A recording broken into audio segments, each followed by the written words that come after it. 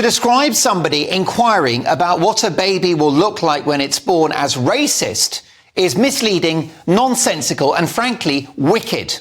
It's perverse, it's libelous, and it's profoundly wrong. In fact, to unfairly call someone racist is evil. Enter Stage Left, a book written by Harry and Meghan's favourite journalist, Omid Scobie, a man who looks like he's had more work done than Sharon Osbourne and Cher combined. And in that book, he makes that very accusation.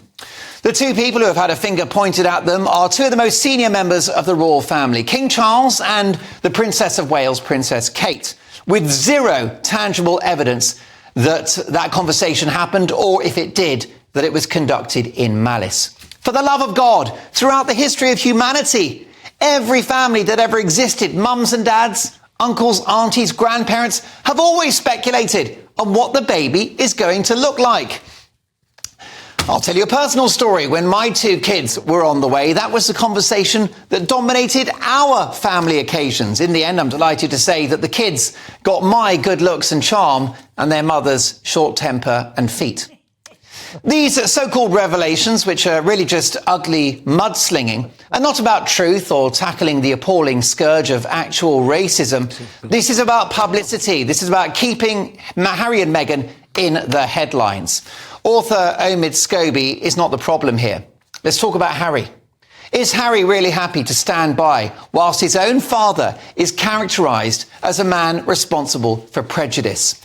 The Sun newspaper report that Charles is devastated by this latest revelation. The paper report that the King looked visibly exhausted at the COP28 summit in UAE, and that, wait for it, his doctor was rarely far from his side.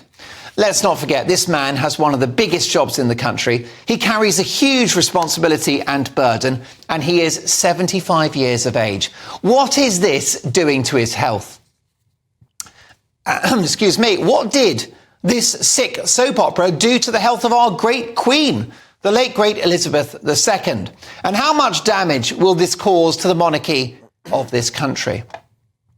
The other figure to be targeted alongside our poor old monarch is Catherine, the Princess of Wales. Are you telling me that this 41-year-old woman who grew up in diverse, multicultural Britain is some kind of a frenzied white supremacist and a flag bearer for the KKK? Do me a favour. Now, the Sussexes are clear that they've got nothing to do with this book, but if these unfounded accusations are allowed to hang in the air, then that's it for Harry. It's game over. We, the British people, won't have him back, even if his family will. The couple, we're told, are not behind these named allegations in the book, but their silence is deafening. They could kill the story at a stroke, but they won't, because they've got nothing else. Their currency is victimhood. Sorry, folks, I'm done with these two. It's not au revoir for me. It's goodbye and good riddance.